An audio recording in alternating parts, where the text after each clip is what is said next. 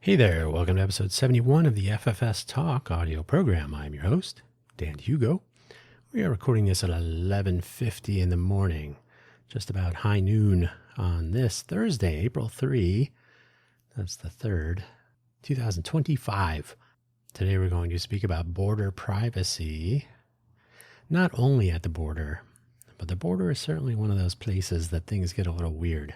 So we're going to talk about border privacy, especially as related to digital devices. I will say that I do have relevant experience and insights into many of the facets involved in this consideration. We can talk about what works, what doesn't, and what we can do about it, as is the usual course for an FFS Talk audio episode. Ideally, this would be a conversation, and I'm really hoping that building up a library of topics of discussion with this mindset that we can talk about what works and what doesn't, and then what we might do to bring more of it into the what works category. So eventually we'll consider having guests. I mean, I always consider having guests, but do they want to come on? So we'll see. We'll see how that goes. In the meantime, there's a fairly deep catalog of topics, and anyone can always give a listen and see where I'm coming from, and they may have a different opinion, a different take, and come on down. That is the basic rundown of what FFS Talk is. If you don't know what FFS means, it's an Irish expression. So if you don't know what it means, you need to hang out with more Irish people. Hopefully, wherever you found this audio program, you're able to locate the episode description, which contains the show notes. The show notes contain a summary, which I will read, and the links for today's episode. I don't want to provide too much information about borders and policies and so on, mostly because all of those things can change. So I'm only, whenever you're listening to this now, you should always check the current state of affairs about these things and more when you are traveling. So if you're traveling 6 months from April 3rd, 2025, or a year, or tomorrow, you should actually check which countries, which borders, which policies, what you plan on having on your person and in your luggage, in your bags, carry on and checked and so on. So all that I will leave to you. Make sure you do your due diligence before you embark, before you voyage. But yeah, so let's get started. Let's kick this off. The sooner we start, the sooner we can begin. No, the sooner we begin, the sooner we begin, the sooner we can get back to work. Something like that. The summary of today's episode, border privacy. We are living in interesting times, with one side of the times making the news now and then, maybe not making the news, that is crossing a national border and facing inspection or even confiscation of digital devices to learn more about you, a visitor or resident or even a citizen of the country in question, the border you are crossing. That is to say, the tech can work with you or against you. The links for today's episode, the usual 3 shameless self-promotions. Shameless, emphasis on shameless. buymeacoffee.com/DanHugo, DANHUGO. It's a profile page with links to my various audio programs, productions, I guess, the GitHub repositories, my favorite coffee beans, which those are affiliate links on Amazon, by the way. Full disclosure, I don't really mention that too often, but nobody has clicked on them, so it's fine. There's an affiliate link for the Cash app, I think it is, the Cash card, which I actually use almost every day at this point. It's super handy, and so that's an actual referral affiliate code, I guess you could say, and I think that's it. There might be one more, including on there the next link here in our links. But at the very top of the Buy Me a Coffee profile page, there is a Buy Me an Update posts link. Buy Me an Update is a 5 minutes or less microcast. I publish it on Mondays. I think we're coming up on episode 20. So you'll find a link on the Dan Hugo profile page on buymeacoffee.com/DanHugo right at the top. I've also linked to it here. So it's buymeacoffee.com/DanHugo/posts, POSTS. Finally, Ko-fi.com, KO- or dash if you prefer, the key next to your 0 on most keyboards. Ko-fi, coffee, ko-fi.com. Ko-fi, coffee.com/Dan Hugo. They do not host audio or video uploads, so I usually provide a textual update of sorts. Both of these platforms I've used for many years. I do not require that you spend money. You are under no obligation to do anything financially, but you can always keep track of what's up, especially the Buy Me a Coffee site. But I have used both of these for quite some time as a way to engage, connect with my adoring fans, my listeners, my public. These are both platforms that are used by open source developers, by content creators, by anyone with an audience or a fan base or a user base or what have you. So there you go. And again, I will emphasize that if and when you are traveling, be sure and do some research and find good and authoritative information about border policies, about what to expect, about what is required of you. Do you have to give up your passwords when asked? Do you have to hand over your device when asked? Do you have to do a lot of things? Sometimes it will depend on whether you are a citizen or a resident or just a tourist visitor of your destination country. It depends on where you're from sometimes. It depends on who you are or who they think you are, all sorts of things. So be aware and do your due diligence prior to travel. I don't even want to begin to enter or entertain the possibility of misleading or misdirecting you here. So I will not. I will say for myself, I said I have some facets. I used to travel quite a bit internationally when I was working with Intel Corporation. I am a computer engineer, a software architect. I've done development work while at Palm on mobile devices like the Palm Pre and the Palm Pixie. I worked on the Apple Newton a little bit in the developer tools area back in the old days of Apple when they were doing things like the Newton. So mobile devices, and not to mention a good 30 years in general as a technologist engineer in this field. So and I've even done some cybersecurity, let's put it that way, while working at Netscape and smart card technologies. So ISO 7816 and applications that sit on the smart card. And if you're not familiar with a SIM, they're basically the same as a smart card chip, the chip card. So I've kind of been in and around these areas, and I have traveled myself, and I've seen some of what goes on at the border myself, although it could always change, like I said. So my perspective is hands-on, and I've done it, been there, done that. Had my phone looked at casually. I don't think I've ever had an experience where they plugged in. So I think it was a visual inspection once, maybe. So I think I've gotten off pretty lightly, given I've been to a few different places, and so we'll see. But let's talk about the gray zone first. I used to travel quite a bit for my former employer, Intel. Some of this travel internationally, and maybe a few personal non-work trips. Countries like Ireland and Italy, and also China and Dubai, for examples. And the United States, the country of which I am a natural-born citizen, because everything is a gray zone now. And it was back then as well. The thing that becomes apparent rather quickly if you get out and about and visit different places and then return, the rules at each border vary a bit. And even when re-entering the United States, if you happen to be like me, a U.S. citizen, natural born, so there's no green card or anything. It's I started out here and maybe I'll end here. Who knows? So I'm re-entering the U.S. I got my blue passport in hand. There is that gray area where you aren't actually inside the country just yet. And this is generally the courts have even approved of this thus far. You're not in the country just yet, not until you pass through that final check. So the usual laws and protections for even a U.S. citizen inside the U.S. are not followed quite so much just before you're in the U.S. Your mileage may vary, as they say.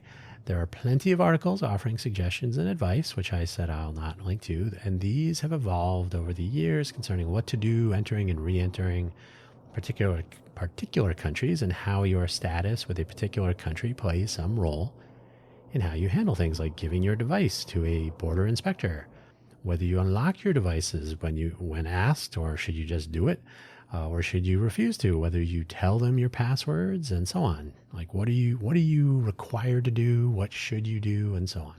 There are too many to ponder, and I don't want to point you at information that will change or to mislead you in any way. So absolutely check the rules contemporaneously. If you are visiting other countries anytime, know before you go, as they say, and check the weather before you go too. That's always helpful either way. So the typical approach that you will hear or read about, people talk about this frequently, especially when there's a headline about somebody's phone. Social media images looked suspicious. They were supporting the wrong this, or they sent messages to, or they're following, they like to post, whatever it is. So if those make the news, then every once in a while you'll get people like me, I suppose, who will make the rounds, or they'll get called in on a, hey, do you know anything about this stuff? You want to be on our newscast for 3.5 minutes and talk about it? So you'll get a brief overview or some suggestions. So the typical approach, the general idea appears to be to take advantage of encryption features, private storage areas, and careful deletion of apps and data prior to border proximity. That's pretty much what they'll tell you. These are good and reasonable suggestions that should mostly work as I speak today. Indications of late are that actual device inspection at the U.S. border, for example, is less than about 50,000 total. I can't even say where I got this number, but I just saw one comparison, 50,000 total device inspections with over 400, I think it might have been as many as 420 million border entries, probably at airports mostly, but also could be by all, land, sea, air. So I don't know if they were counting everything. So over 400 million people entering the country through some sort of customs and border patrol entry point, possibly in the case of about 50,000 people having their devices inspected. That is not other countries. So this was a U.S. statistic. I can't even offer proof of this, so it's anecdotal at best. And we may or may not be seeing a quick look by an inspector based on their judgment. So it's entirely possible that they say something like, hey, can I just see your phone for once? Just show it to me. Can you unlock it and whatever. They may, I think somebody did that for me one time as well, or to me. Like, just show me that your phone is on or something like this. It was seems passive and not too intrusive, but who knows? Who knows what they're trying to accomplish there? We may or may not be seeing then these quick looks or kind of off the record or unofficial inspection, maybe based on their judgment, and they may give it enough of a glance. They may not be counting that. So who knows? Who can say? A forensic inspection of your devices may include, so they can do a quick visual. They may scroll, they may tap on some things, they may look at some pictures. A forensic inspection, though, they take your device and they may plug other devices into your devices, possibly downloading information, maybe wholesale cloning all of your device storage for later, or they could outright confiscate your device if there is some suspicion, or maybe just because. For example, if you refuse when asked or demanded to unlock your device, to type in your password, to use your fingerprint, whatever your encryption method is, your authentication method. If you refuse or unwilling or unable to comply, I'm sure they have various levels of non-compliance. The U.S., and I'm not speaking for other countries, but the U.S., I'm certain of this, they can and may confiscate your devices and eventually return them to you, maybe, after they've had their way with them. So you may be, I really need that data on it. Well, too bad. And many people will say that you should shut down your phone. You should either have it powered off or at least reboot it, so that if someone does require that you unlock it, that you are required to enter the more annoying method, a PIN code, which you should make more complicated, rather than, so if you're powering up device, I know Android phones do this. You can set it for, you must enter a PIN code. It won't accept a fingerprint or a facial recognition unlock.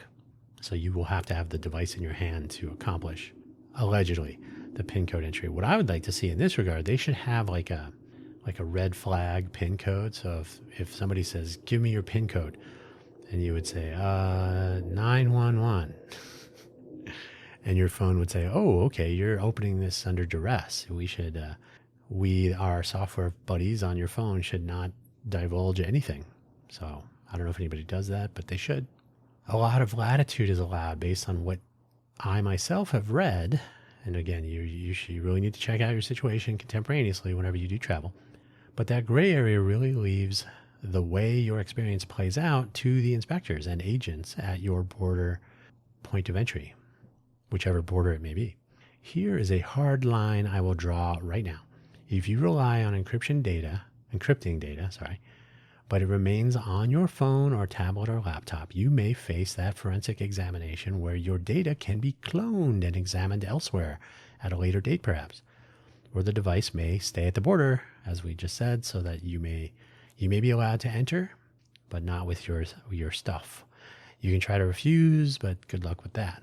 If you rely on the device and its software or some third-party software to manage encryption and to maintain your privacy, hiding information or similar, hidden folders and similar, you need to consider that countries can and do spend money on consulting services focused specifically on circumventing these features. Does it sound paranoid? Maybe. But the hard line is that your data and your privacy, same with mine, it's yours and it's mine. And if you check the news, you can see that even entering the US, if your social media activities or saved content are visible on your device and are seen by a border agent, your plans may suddenly change. These things are always possible. And not only the US, but I'm looking at headlines now, but consider the situation you may find yourself in when you are traveling at the time you are traveling. So don't rely on today's headlines. Check before you, what is it? Try before you fly.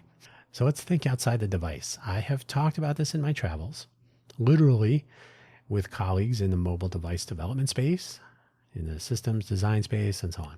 I myself worked at Apple in the Newton Group, like I said, at Palm in the pre-mobile phone, with computers in general for a long time, and there is always at least a little bit of thought put into physical device security. What happens if someone has access to your unlocked device, or if they have your device in their possession? It's one thing to be concerned about. Make sure you have secure passwords, and make sure you don't download suspicious applications. Don't click on links from unknown individuals, spear phishing attacks, and so on. But if somebody has your computer, your tablet, your laptop in their hands, if they have total control of it, and if they have a screwdriver and the right software hacking tools and the right compromised feature exploit that they can take advantage of on the device that you have, so they can say, oh, I can just plug in, we use this one tool, it'll unlock everything, we can download all your data, et cetera, et cetera. So these are, these can happen. Paranoid? You bet. In this context, we should think immediately that the less personal, private, and even sensitive data on our devices, the better. Even encrypted, if we can move it off the device, may be a better idea. So consider that. Your data might be something a thief is looking for, whether they have attacked your device from a remote location or they have the device in hand. At the border, your inspector may want to know what you talk about in social media, what you post online, who you are direct messaging and about what, and so on. So this is not just a question of getting your bank account numbers and so on. This is about knowing who you're talking to and what you're talking about. These are true stories, although again, I've not been through this level of interrogation, if you like. This is where the applications, plural, installed on your phone give away your behaviors. If you have the Twitter or X application or Facebook or TikTok installed on your device, you may be asked to log in to those services if you've logged out. Or if you are already logged in, an agent with your device in hand may feel free to just launch those and have a look around. Who have you private messaged on Facebook lately?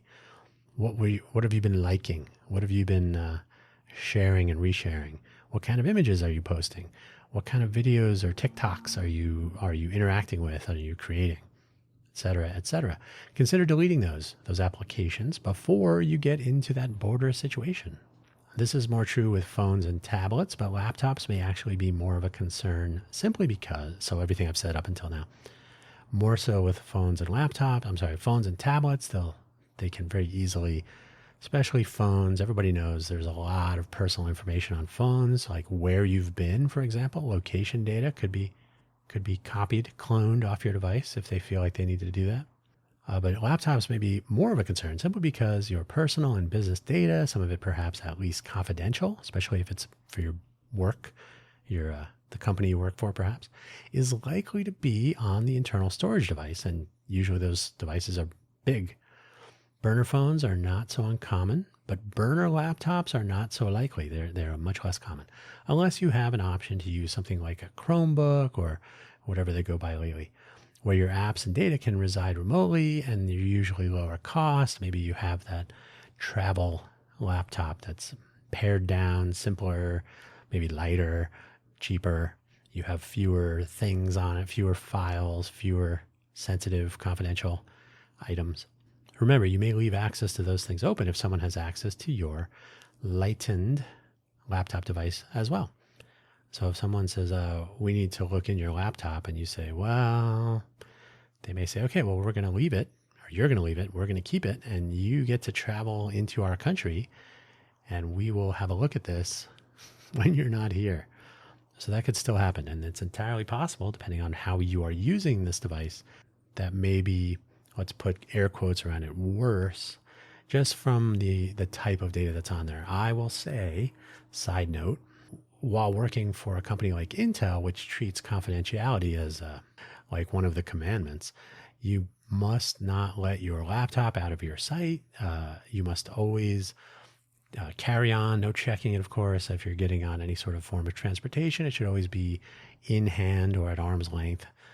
Always encrypted, always, passwords, secure passwords, all that stuff. So the thought of a border agent of some sort saying, well, you're going to have to leave your Intel laptop here, that's a hard no, sir or ma'am. And then who knows what would ensue. Luckily, I never had that situation, but it's a fact. Your company may not appreciate you bringing their confidential data through a border crossing that you are now being asked for more information. And this could just happen. I mean, who knows? You may look like someone they're looking for. You may be someone they're looking for. You may be from a place that they are looking for people from, or who knows? Who knows what? The border again is a gray area. There's all kinds of stuff to think about. So let's look at the next level. While I get some water. The next level. So let's think about the data first. And so this is the kind of stuff that you don't hear in that 3.5 minute, human interest story. Some security expert will come on and say, always encrypt your data and use your fingerprints and turn off your phone before you go through, et cetera, et cetera. Okay, ideally you can keep your sensitive data, the pictures, messages, videos, and other resources that are on your business, not on your business. They're your business. They're not the business of others. That you would rather not be the subject of inspection, discussion, or worse on another device. You don't want them copying and saving your stuff, right? Ideally not on your person as you move across any given border. Maybe you could get away with, literally, moving your private confidential stuff over to an external thumb drive. These are more common now. You can probably get like up to 1 terabyte of thumb storage that will plug into your Thunderbolt or USB port. That might be handy. Maybe you have a removable micro SD card slot on your device. You can take advantage of that. Maybe you have an external solid state drive. Maybe you have like a 2 or 4 gigabyte external drive, or maybe they're going around 8 by now. You can copy your whole phone onto there, or whole tablet, both. But that is another item that could be confiscated or otherwise liberated from your person. So make sure you encrypt everything that's on that drive and then try not to make it obvious that you have that drive. And then obviously you would want to consider removing the things, the originals from your phone, pictures, messages, documents, etc. You can go ahead and delete those. Make no mistake, they may be recoverable, they may be undeletable, so that's something to keep in mind. Storing data on or in a cloud, on a cloud, or other online storage that you can then digitally disavow or basically log out of and then remove references like applications and so on. Any references to these storage services as you pass through a border may be the most convenient, most straightforward way to go. Pretty easy to use. Encryption at rest, of course, so everything that you store in this cloud service would be encrypted using passwords and keys and whatnot that you maintain control of. You can put those on an external drive, maybe more than one. Those are less likely, well, they may be confiscated, but if you completely dissociate the keys and what they are for, you would just, and make sure those keys are backed up somewhere else, like at home or, I know this all sounds complicated, but how important is your stuff to you, and how important is it that you don't have it shared with the rest of the world? So encryption at rest, of course. So the items are not open to anyone who might pursue some sort of investigation of you. They may track down, oh, you were using this cloud service. There may be logs on your phone that show internet protocol, IP address, accesses, and so on. So depending on how much time someone wants to spend checking you out, this could all be divulged. So be aware. But don't keep it on your person if possible. So not immediately visible. That's if at all possible. If someone were to click on a Google Drive or iCloud link on your device, they should never know that you're storing something on those services. They should never know how to log in. You should always, well, okay, if you, the next bullet here, if you want to take the cloud storage path to the next level, do not use a typical cloud storage service that has some connection to your email address or other personally identifying information. So if you have an Android device and you're using the Google Drive, the G Drive, that's attached to your Google Mail, your Gmail account that's associated with your Android device, if you have done all those things, then you don't want to store anything that you don't want to be so easily found on that drive that's associated with that email address that's associated with that phone. Same with iCloud or Me or whatever the Apple equivalent is for iPhone. You can use that for casual stuff, but if there's anything that you would rather not have people see, you may as well just open another free account somewhere and store away some of those things that you don't want easily found, and then log out. Don't have links to it. Don't have references to it.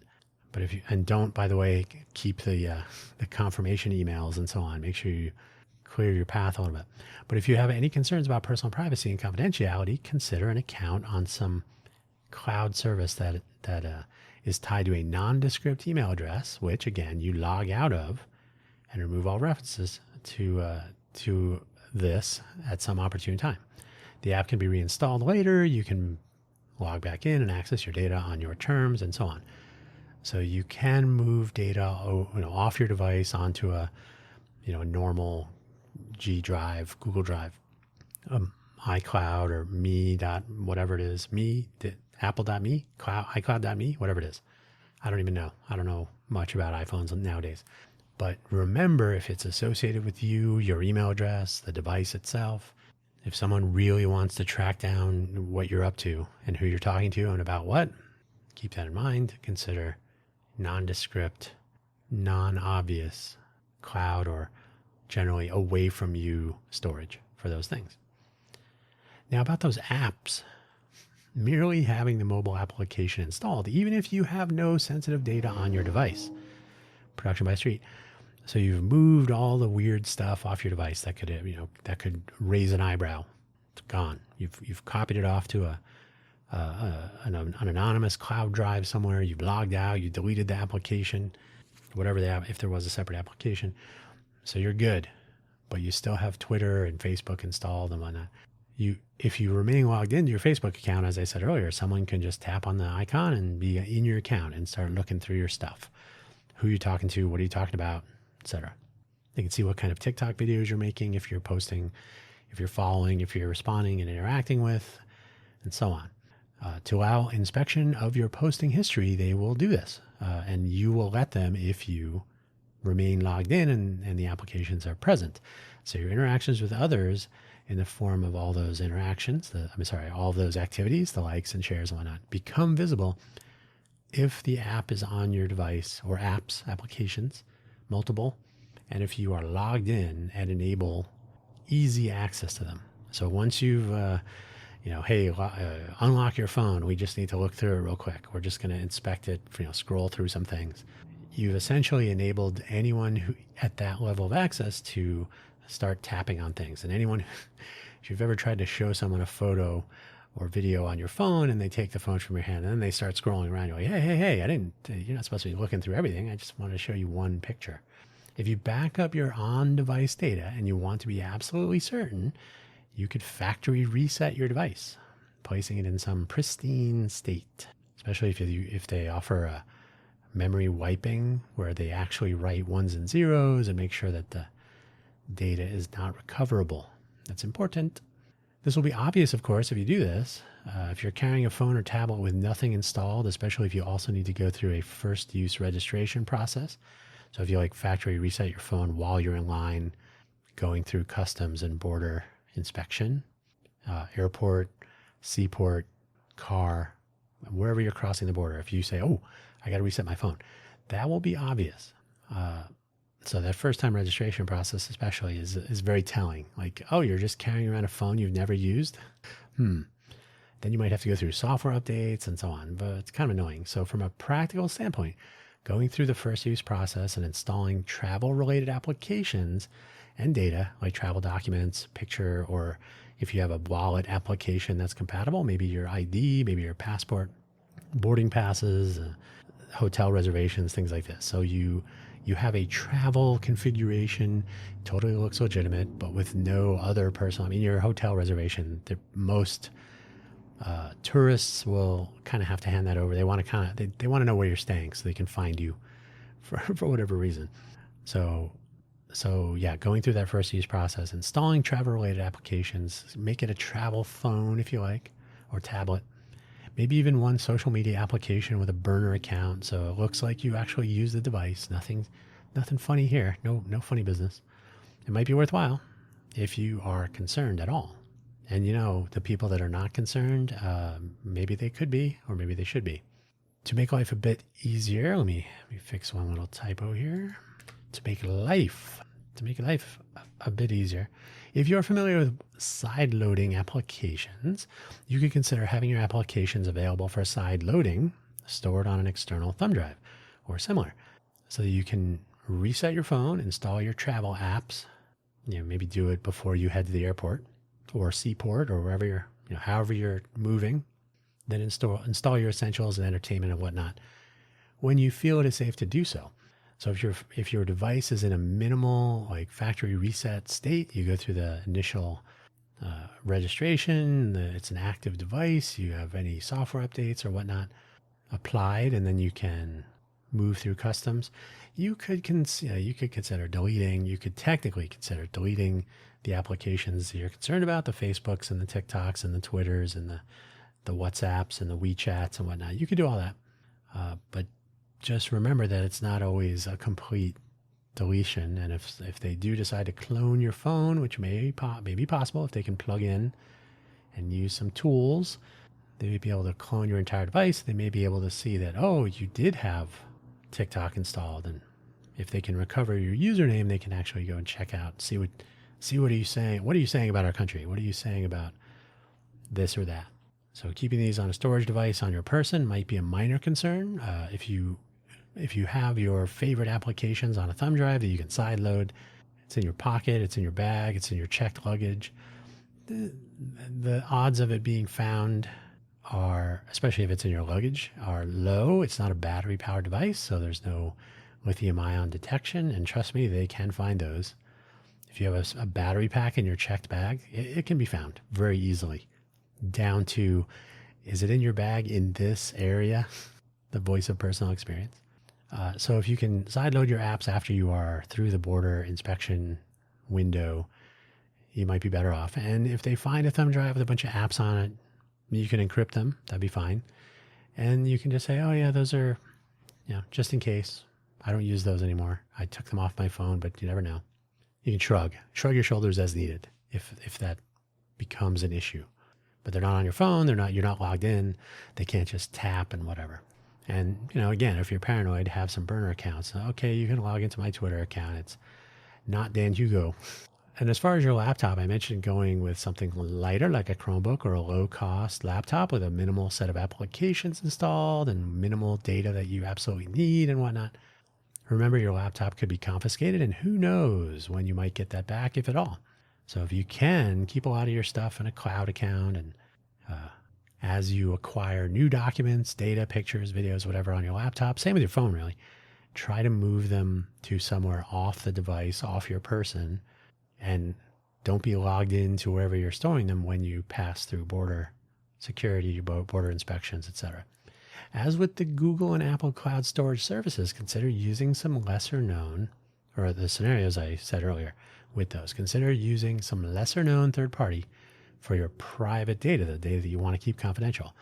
If you have work data that you're concerned about, hopefully your workplace, the company you work for, or their security, their CISO, CISO, what is it? Cyber Information Security Officer or something like that.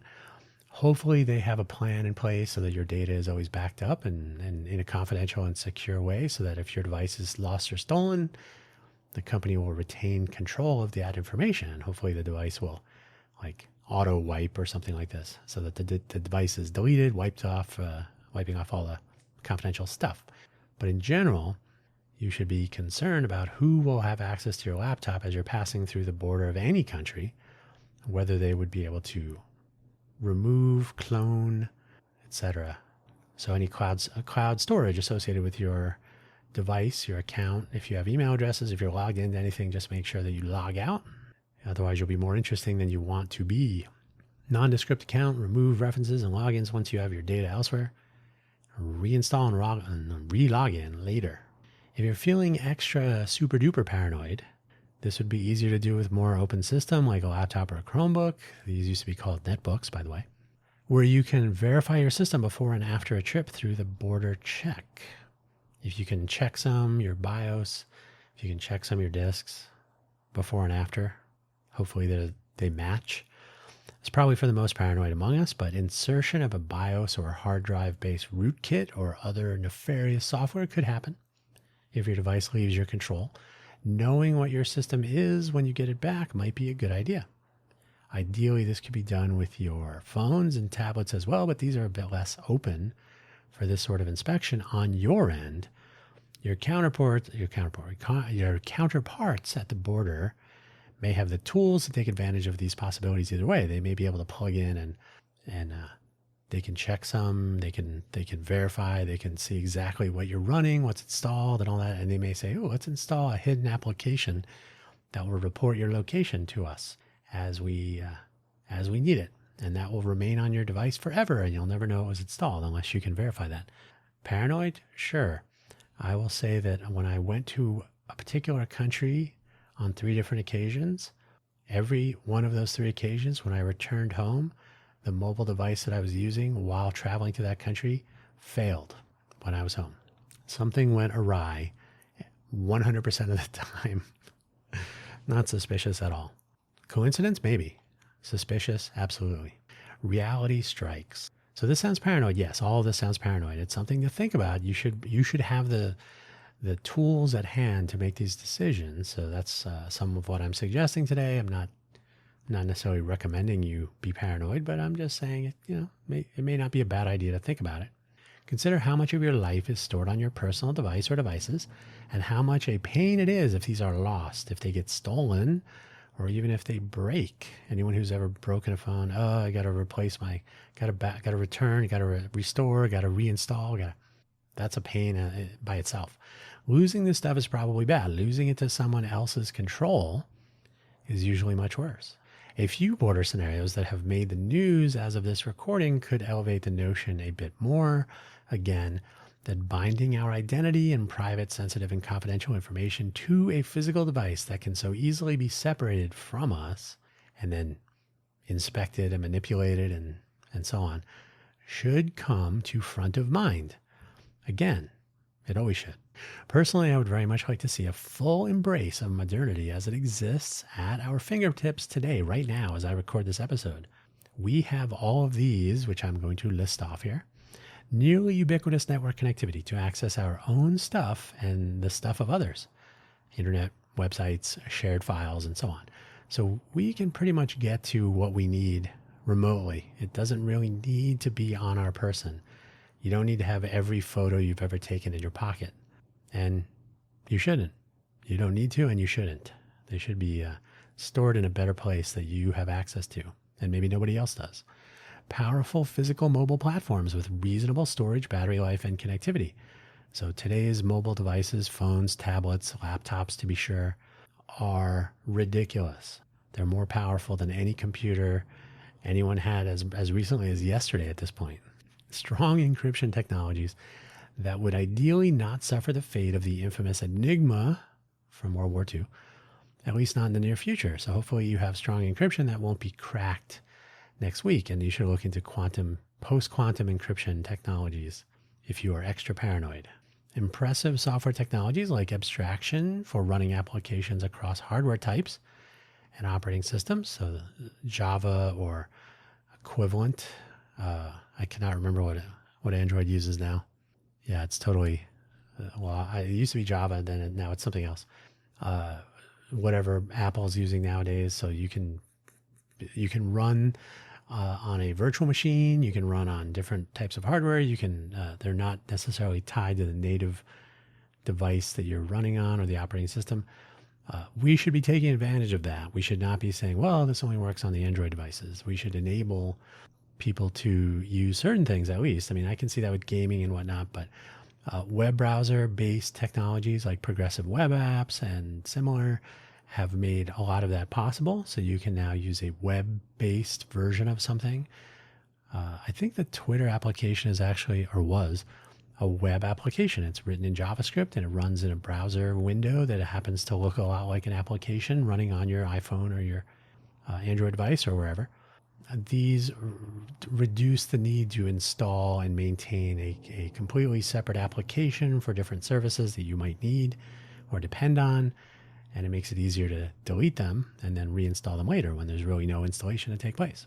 How about containers at virtual machines that enable encapsulation and even a subtle level of a verification, right? Maybe not sufficient to catch a BIOS update, a firmware change, taking advantage of any bugs or vulnerabilities in a system that they know about so they can put something secret on your phone or tablet or other device that you would never know about, and it could always phone home and tell them what they want to know about you. But having containers and virtual machines at our disposal should open up some possibilities. And in fact, those are starting to make appearances on mobile devices, which is probably a good sign. We have a connected culture so that devices are essentially ubiquitous. Everybody has a phone or at least knows how they work. But we do not have a security conscious or savvy population of tech users. Raising awareness could help to elevate that awareness. Security, encryption, privacy concerns, protocols, person verification, authentication, right? Knowing who you're actually communicating with, signal gate, for example. People who don't know what they don't know here can be a challenge. Anybody can drive a car, but if you don't know how to change a tire, you will run into that problem eventually.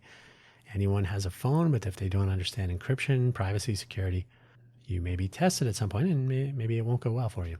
Finally, my own take, one that I've actually proposed to some of those colleagues I referred to at the top of this episode, is that our mobile devices really, really need to be treated more like terminals, more like access points, so that at any given time, we can lose or destroy the device. It can be taken from us, and all of its contents available on a new device with zero or nearly zero interruption. I should be able to get a new device and log in, authenticate myself, fingerprints or whatever, retina scans, and the device says, okay, you must be you, and here's all that stuff that was on the other device. You could even have, the other device automatically logs out when you create this new connection, or maybe when it's separated from your person, it says, oh, we've been compromised. The phone, the device itself can be disconnected, but it's not deleting. It doesn't need to wipe itself. It might have to clear some caches automatically and so on. But ideally, losing a phone should not mean, or losing it or having it stolen or taken from you should not mean losing our entire life's worth of data, information, privacy, confidentiality, etc. How about a travel container? So a packaging up of all of our applications. They're installed, they're ready to go, and they run in this one container that you can put on your device if you're going to be offline, disconnected, with your essential applications already there, ready to go, and maybe a home container and a work container all ready to place or replace on your device or your new device when you need them. Data cached on your device, but stored where you want to store it, as you want and how you want, and encrypted and private, etc., accessible only by you. not kept on the device, not lost if you lose the device. Remote wipes, location aware and multi-factor security to prevent people from taking your device and using it not at your home, but at their home. Your phone, your device should be able to say, I don't know where we are. Can you enter your authentication information again, please? And in general, the notion that the apps and the data are completely divorced from the devices would hand sovereignty or autonomy, or both, take your pick, back to you, to us, the users of the devices and the owners of our individual personae. We should not be able to hand our device willingly or otherwise to someone else and they have access to our life simply because we want to visit another place or return to the place from which we have come. They might take your phone or laptop and do unspeakable things to it, but they should find nothing. And that's the goal. That's the plan. That's something I've talked about quite a bit. And just the recent headlines, like I said, have reminded me that we should be looking at this as a population. We should be saying, you know what? You shouldn't be able to take my phone out of my pocket and know every interaction I have with every person anywhere just because you feel like it, just because you are accusing me or are suspicious of me for some reason that turns out not to be true, not to be accurate. So it's something to think about, and I hope people will think about it. But the thing that we need to fix is this notion that a mobile device, a phone in particular, is a standalone monolith that stores all of our private personal information, our location, our discussions, our conversations, the people we are in contact with, our calendars, our emails, our messaging, and so on. Stores it all in such a way as it could be accessed by essentially anyone who is motivated with the right tools and access to not only to your device physically, but in any way. So I think this is something we should all be thinking about a little bit more in this 21st century. I don't think we think about it enough. That should change. So that's where I'm going to leave it for today. Thank you so much for listening, as always, to the FFS Talk audio program. As I said at the top of the show, if there's a topic in the catalog of shows that is of interest, if you have a different view, consider being a guest on the FFS Talk audio program. We can talk about your views on what works, what doesn't, and what we might do about it. You might have better ideas than me. That would be totally fine. Take care. Thank you for listening, as always. We'll catch you next week.